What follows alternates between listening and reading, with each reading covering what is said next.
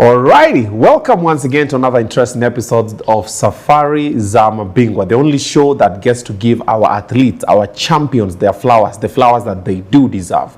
We all know that Kenya is celebrated for, amongst the wild animals and the Maasais, we have the athletes celebrated all over the world, putting Kenya on the map, winning gold medals, shining. But when they come back home, things are a little bit different. That is what Dakar Mamili and, of course, Team Kenya are planning to change. And together with Oga Obinna, we've come out with this amazing show that you get to enjoy. We're going to celebrate our athletes. For this particular episode, we're here to celebrate a lady that I watched when I was very young. And somehow, wanasema mambo ya Mungu ni mengi, God had a way of bringing her to me and to sit down with the one and only, the champion, Catherine Ndereba. Did I say it right? Yes, you did. Sema Catherine ni mmoja. Ndereba. Hakuna wawili. Hakuna wawili. Hapana. You look nice. Thank you. Karibu. Asante sana. Yes. Yes. Just like I said, I used to watch you when I was very young on KBC. That make me feel very old. Okay, I didn't tell it like that, but it is what it is. Championship ya kwanza yenye uliwin ilikuwa which year? 2003. Si unaona? Mimi nilikuwa nanyonya. Unajua mimi ni Gen Z. Oh my God. Ulikuwa unanyonya? Nilikuwa nanyonya. It's okay. Nilikuwa huyo ni nani? Yeah. Okay, I'm just messing. But I saw, and that was the time when the name Catherine Ndereba has always just been, anytime Catherine, I know is a world champion, she's won a couple of championships, na tunawachia hapo. Yes. And then something happened, and personally, I've never seen you more as in the public space, because most athletes are very reserved. Wakongong, Paris, Ngong, Tokyo, Ngong, wakitokeleza hivi ni medal, wanarudi. So what have you been doing apart from the running? Since all Throughout. Apart from running. We're going to talk about the running and everything, but now I want to know the person behind. All right. Yes. Okay. Since I started running, yes. Even before I started running, I had already joined Kenya prisons as a prison officer. Oh. Yeah. Kindly excuse me, I'm having a challenge because I'm having a cold, but that won't hinder us not to share. Oh, thank you. Yes. Thank you. Yeah. Oh, uko Kenya prisons? Yes. Wale watu wamevaa mazebra hivi? Of course, yes. Si wanasumbuana sana? Sisi hatusubui. Hapana. No, nasema yani the wafungwa. The inmates. Hawasubui. Hawasubui. It's just a matter of getting to know them, understand where they are coming from. Okay. Yes. All right. And with that, we just gel very well. Okay.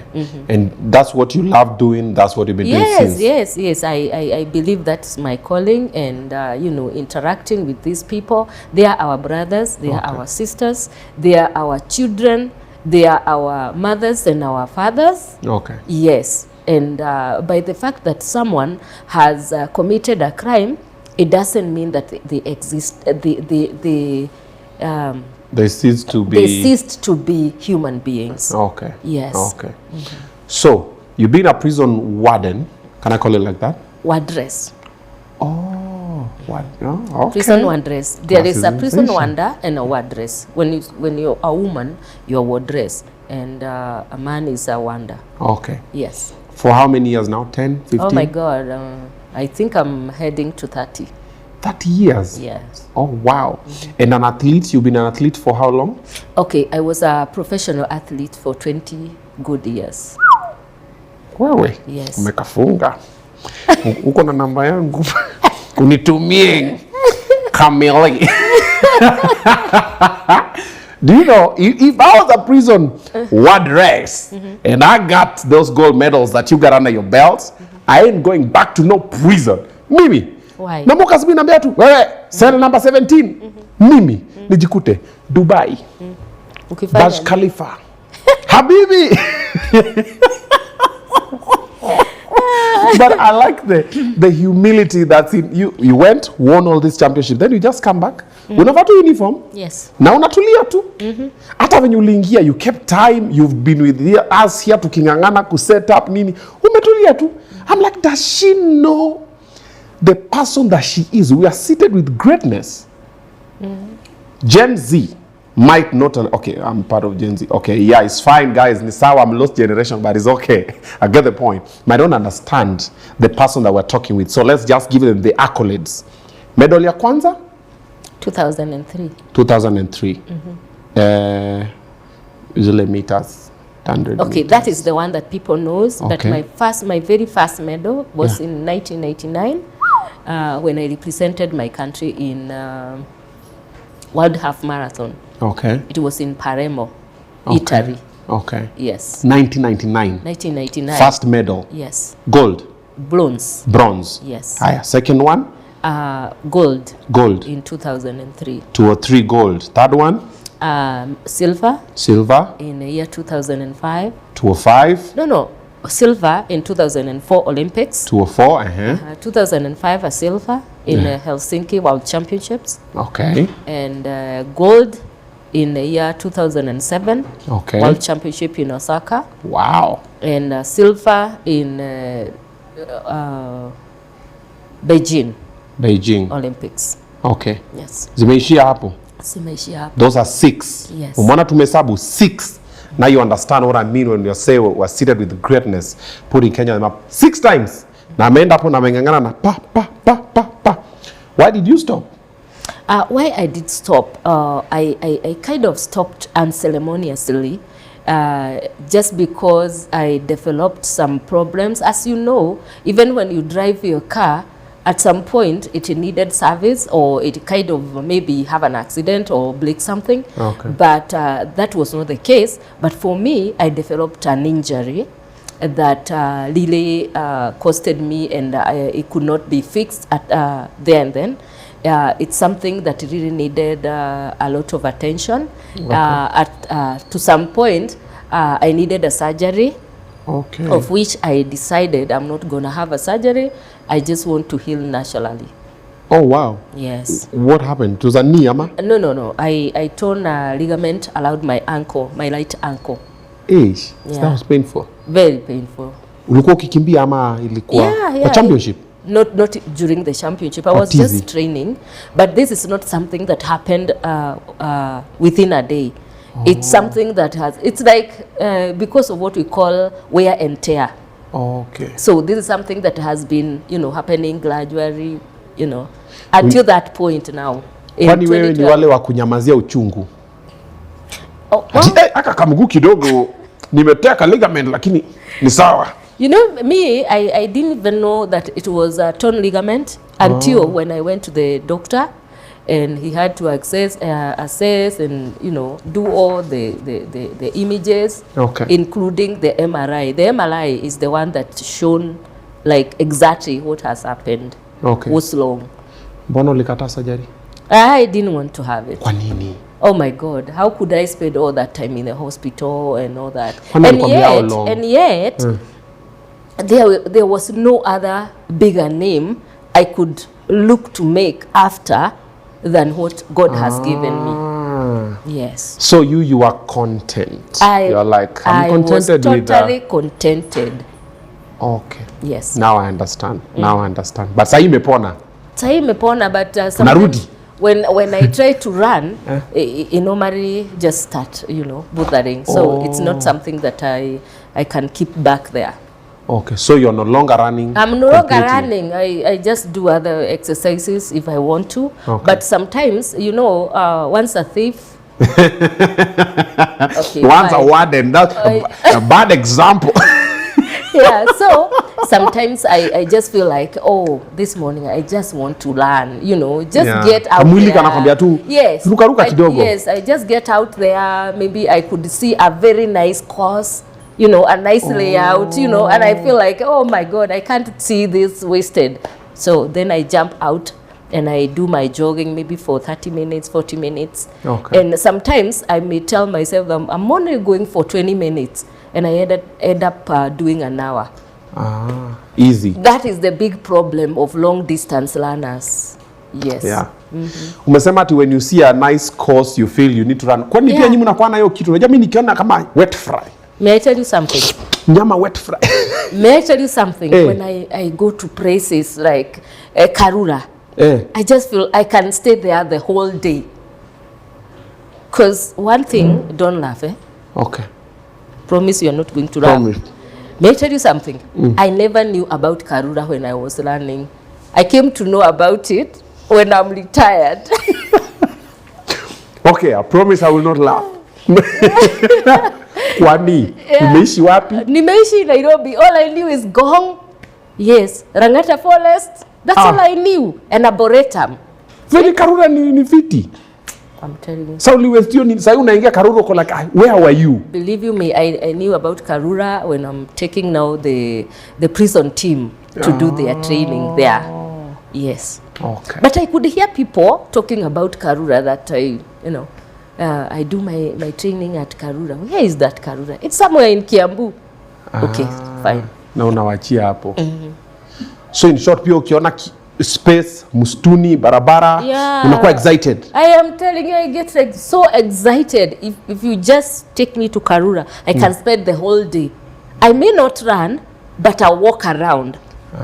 Yes. Okay. Yes, because it reminds me, what I used to do, what I used to enjoy, and all that. Okay. Karura is a beautiful, beautiful place. The way you're talking about is maviwanja. That's how I talk about food. And I'm telling you. Maybe nikiona food na kwanga hivyo. Yeah, definitely everyone is like that. Yes. Yo, listen, this is a money break. Nimejua episode ndo imeanza, kipindi ndo imeanza, lakini kabla haijasonga sana nataka nikuhook up. Nataka nikwambie venye utatengeneza pesa before hii kipindi ishe. Let me introduce you to something called Daka Mamili. Do you know that by the end of this show unaweza kuwa tayari wewe ni millionaire? Do you know that there's a game that ukicheza every hour you stand a chance of becoming a millionaire? Every hour. So tukiwachi kipindi kutoka mwanzo hadi mwisho ushapata milioni zako polite. Do you know that every 20 minutes kuna draw that inafanywa kwa Daka Mamili na unaweza kuwa umeshtukia umepata mapesa zako hivyo? And do you know that unacheza with amount of money from 20 bob? Hata usijistress ati unajua sina 20. Kuna ule boss mwingine akona 2000, between 20 bob na 2000 unaweza kuwa umejitengeneza milioni zako. What am I talking about? Daka Mamili. Unachukua simu yako, unaingia kwa paybill 440. Account name unatumia Obinna. Alafu automatically the system inakutumia namba zako. Every hour kama umewin after every 20 minutes wakifanya draw na umewin, pesa yako inatumwa tu kwa simu direct. Hata huwezi kupigia ati nimeshinda, inachangamka nayo. So changamka teke, cheza Daka Mamili. By the end of this interview unaweza kuwa umeangukia. Kukimbia ndio ni kama ni talent yangu. Like you, how did you discover running? Okay, well, this is not something that you just wake up and decide. Okay. You just find yourself doing it. Effortlessly. Yeah. Like for me, there is nowhere I sat down and I decided that now this is what I want to do. I just found myself doing it and I kind of fallen in love with it until, I just enjoy it when I was in primary school and secondary school, and when I got out of high school, now that's where the problem started, because I didn't know how to do it, because I didn't know how to stop doing it. That was my problem. So I kept on doing it, and I was doing it every morning. I could wake up, get out of my house, go run, maybe for an hour, then I come back, help my mom with the house chores, and then after that, in the evening, again. Twice a day? Yes. But ask me why I was doing it. I was just because I just want to, I just want to do it. Yeah. How did your parents take it? No. My mom and my dad, I really thank God for them. Yeah. They didn't have any problem. Neither my grandmother. In fact, when I was in primary school and I could say that I'm attending some school competition, my grandmother went like, you mean you're going to run like your dad? And I was like, so my dad used to run, and he never talked about it. Never, not a single day. Oh, okay. Yeah. But he used to run. He used to run. Granny. Yeah, he was in school. He used to run, but I don't think he represented the country anywhere. But he represented the country privately. Yes. From the comfort of his home. Yeah. So, Mom? My mom, no. Ye mambo ya kukimbia. My mom doesn't have that. Siblings? But she can walk very far. Oh, ni Very, marathon very walker. far. Oh Ni my marathon God. walker. Yeah. We used to walk a very long distance, going to the chamber and all that. Na ako tu sawa, complain. Yeah. Siblings pia wanakimbia ama ni Yes, wewe I do tu? have some who learns. Yeah. They ran with me. But I think I was the first now to be at the peak. Okay. Then my sister who follows me and a brother who follows her. Yeah. And another brother who is like after another sister. Okay. Yeah. Okay. What would you say was your big break? Ile time ulikimbia hivyo ukasema ngoja kidogo. Kwani kitu nakuanga na pesa? Okay, well, I just traveled to US my first time in 1995. Okay. It was just right after graduating from college, Prison College. Okay. And when I went there, I had already been invited by my manager to do 3 races. A 10-kilometer race, no, a 5-kilometer race, a 4-mile, and 10-kilometer race. Okay. The first one, I won. And the 4-mile? Yes. No, the 5 So you won the 5K, yes. Now you're going to the 4-mile. And I was given $3,000. That was the price. In 1995, that's a lot of money. Yeah, it was a lot of money, but $1 was not that much. Oh, yeah. Yeah. Okay. But let me tell you, it meant a lot to me. Yeah.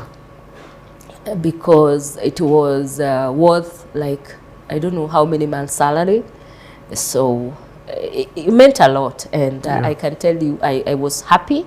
And I felt like, first of all, I didn't expect to get such kind of money. True. I was just following your passion. My passion. Let me enjoy. Yes, I was just following my passion. So what I was excited to be given is the trophy. See the trophy? The big, I was like done when I was awarded with that. I didn't expect anything else after. But later, they called me and I was handed a check of $3,000. And I was like, wow, so this is too much for me. Yeah. There's something here.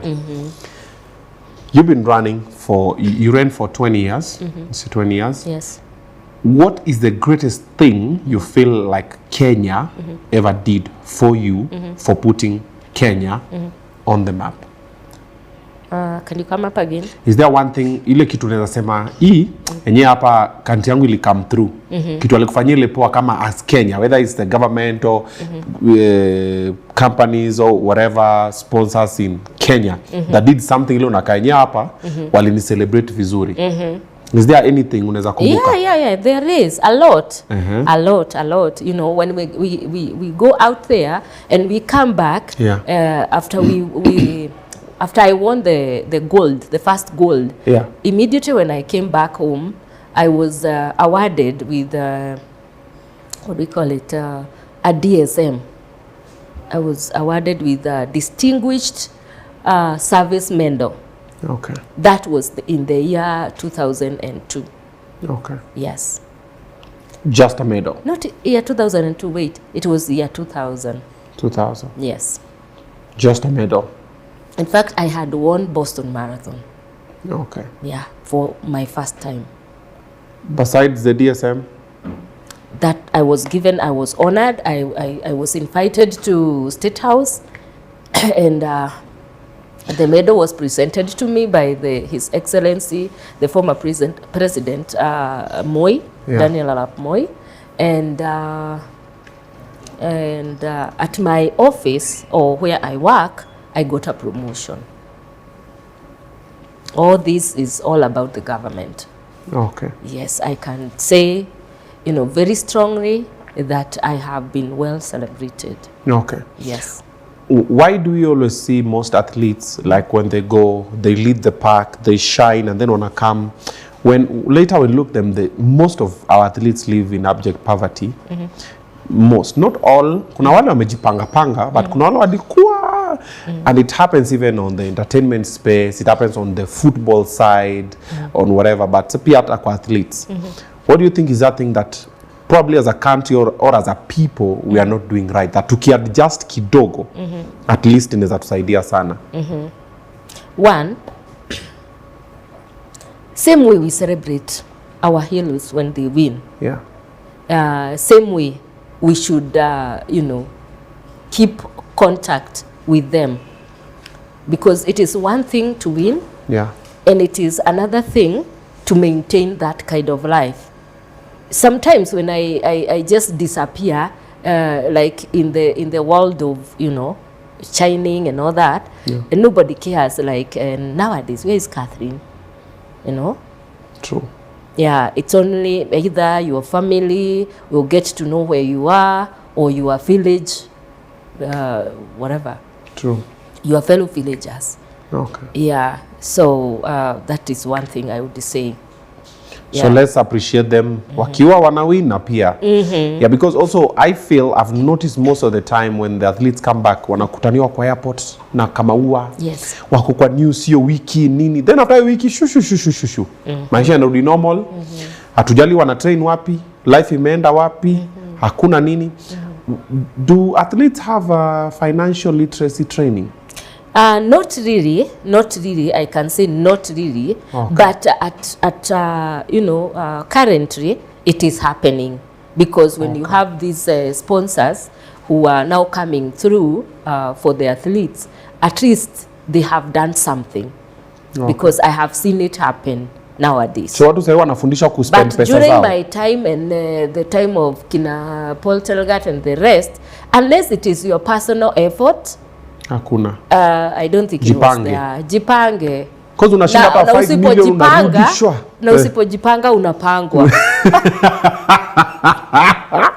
By the way, it happens. When I say unapangwa, you know, many are the people out there who would take advantage of your naivety. Of course. Yes. Of course. And that is the biggest trap that majority of our sportsmen and women normally go through. Mashida ni mingi. Yes. Saidia ni mingi. Saidia ni mingi. And you forget, like, you can't help everyone. That's true. And also, we have this one problem of being people's pleasers. Like, nisipopatia Odina something. Atanionaje, unakuwa yes man. Atasema ati. Ataniongea vibaya. Shika, pewa kila mondo. I'm telling you. Unashtukianga 5 million imeenda, hakuna kitu umefanya until next championship. You have to train, you have to eat, you have to take care of your recurrent expenditure and bills. Exactly. Okay. You've also been a very you've been a champion for female athletes. You've been very vocal about them and their well-being and everything. Do you believe that female athletes are treated the same way male athletes are treated?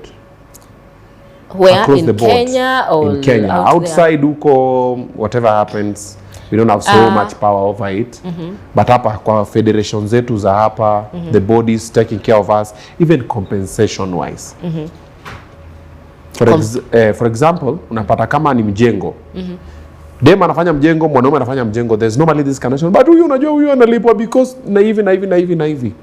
Yeah. Okay, there are always such kind of stereotype way of thinking. Yeah. But all I can say in Kenya, I would say for sportsmen and women, I haven't seen anybody who is being rewarded differently. Okay. Yeah, if let's say if number one is getting $1 million or 500,000, of which we are getting. Okay. During my time, it was the same. Yeah. Yeah. During Agnes Tirop conference, you really spoke about the things to do with protecting the female athletes. Sure. What do you believe can be done differently? What I believe can be done differently is that they need to be taken care of. Yeah. And first of all, they need to be educated. One, to get to know their rights. And secondly, in case someone has got a problem or they're experiencing a challenge, it's well for them to give a shout or even just to speak up. Yeah. Okay. But unfortunately, sometimes for someone now like her, you know, she was seen as a wife to someone. you know, when I come up, or like, for example, let's use myself. In case I come up here and I start saying, hey, Bwana Odinna, you know, I'm going through this and that. You know, at some point, majority fear what we call the fear of unknown, because maybe they are going to be spoken about and all that. Yeah. Okay. Okay. Negatively, that is. Yeah, negatively. Huko nje tunareceive aje? Vizuri. Depends on where you are. Yeah, depending on where you are. Okay. Ni wapi unaona hapa nilifika nikakaribishwa kama mfalme? Well, I can tell you, since I won those several road races in US, I was known. Like in Boston, nobody can miss to get to know that is Catherine Ndereba. When I go to Japan, the same. Yeah. Even at the airport, you hear somebody saying, oh, Ndereba-san. And I say, yes, I am.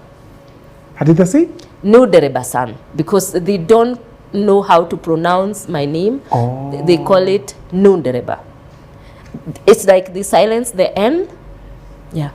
Ndereba-san. Okay. Okay. Kenya ndio kidogo hata ukipita kwa airport. Okay, like in Nairobi, majority wananijua. Okay. Hapo umeshika. Hapa wewe ni women rep. Lakini maybe some other places I might just pass by. Yeah. Yeah, okay. Culture shock. But I was shocked. Yeah. I went to Kisumu. My first time, and I had this guy who followed me from the supermarket, and he followed me until where I was exiting the supermarket compound. And he said, excuse me, are you the one? And I said, who? Are you Catherine Ndereba? And I say, yes, I am. So I tell you, there are people who notices us, because I didn't expect someone from Kisumu get to know me, you know. Yeah. If it is Nyeri, okay.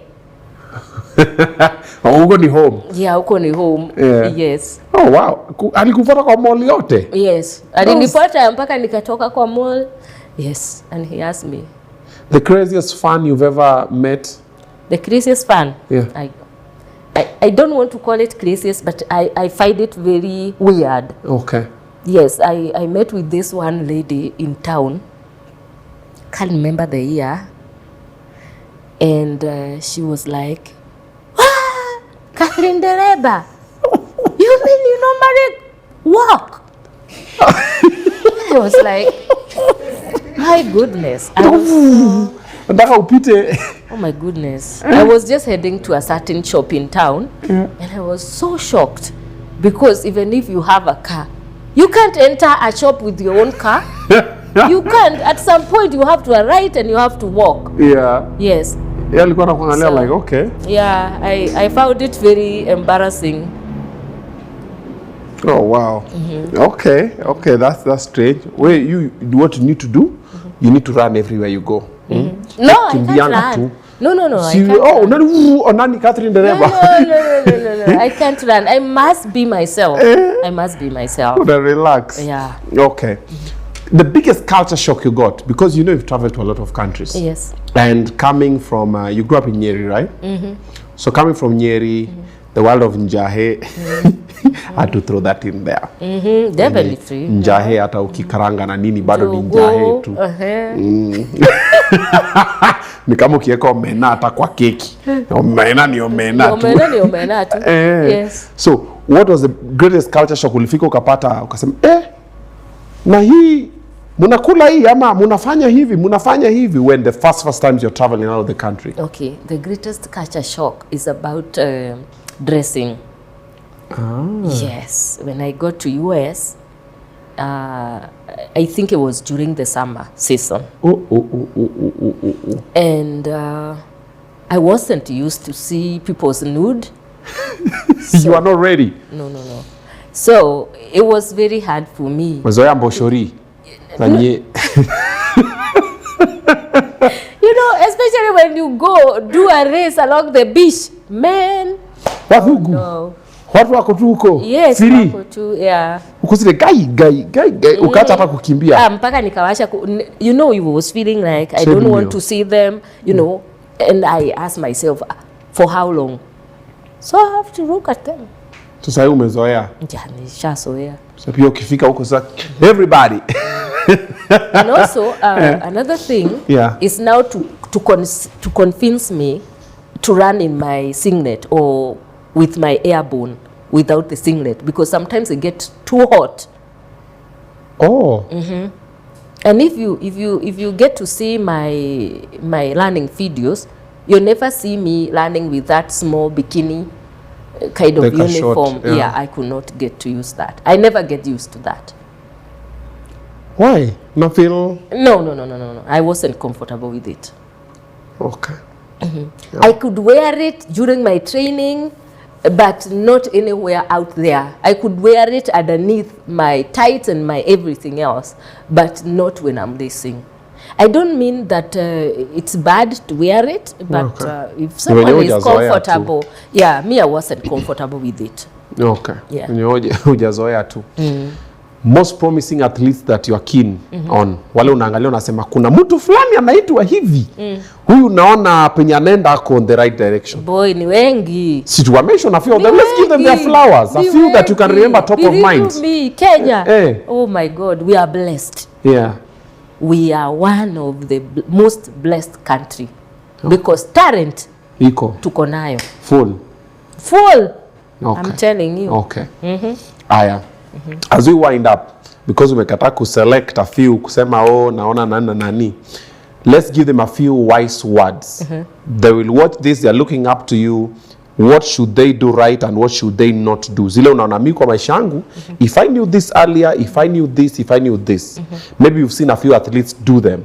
So if you just talk what I pick, the shoe will fit different people. Yes. Okay, one, I would like to tell you, I don't have any regret anywhere. Okay. Secondly, I would like to urge them that one thing they should pay attention to. Okay. They should not get enticed on doping. That is the first thing. Bunga madawa. Yes. They should not get enticed, regardless of what. Because those shortcuts, if they dare to take the shortcut, they'll come to pay back. And the payback will be more painful. More painful. Yes, they are going to get, maybe make easy money. Secondly, little did they know that they are hurting themselves health-wise. They will end up using the same money to treat themselves. And probably someone is going to suffer something that is they are going to live with it if they are lucky that they are not going to die early. Yeah. Doping ni ile ya kutumia vitu kama steroids? Yes. Oh, okay. Okay. There you have it from the champion herself. She's spoken to you. Mwenye masikio na asikie na mwenye macho ambiwi itazama. Sindio? Weka hata shortcut uko like, you know. But that thing you've said makes a lot of sense. You do the doping for quick money, then you'll still use the same quick money to treat yourself, ama get yourself out of many other situations if you don't die early, if you're lucky enough not die early. Thank you very much. Most welcome. Asante, sitaki nikuweke sana, unajua wewe ni mtu wa mimi sipendi kuweka ma champion for long, aseme Obinna nimeenda ameniweka 5 hours. Yes. Yeah. Thank you so much. Thank you for putting Kenya on the map. Yes. Thank you for maintaining the smile. Thank you for being easy. Unajua mtu akishafika level, mimi nipate gold medal 2. Nimekaa chini naongea na mtu. Mimi utaongea? Simu nipatie gold medal hata moja muone. Wewe unatuhandaa hapa. Ati mnaniita hapa interview. Zama ni nani? Niongea. It's always good to be yourself. Talk to my PA. No, it's always good to be yourself. Yes. Ni kama mtu alikimbiza Kisumu hiyo kwa parking naambia, are you the one? What do you mean? No. But thank you. Asante sana. Asante. All right. That's the match we have for you guys for today. Remember to tune in every Friday 7:30 on how many channels? 6. Safari za Mabingwa. The hashtag is Sabika na Mabingwa.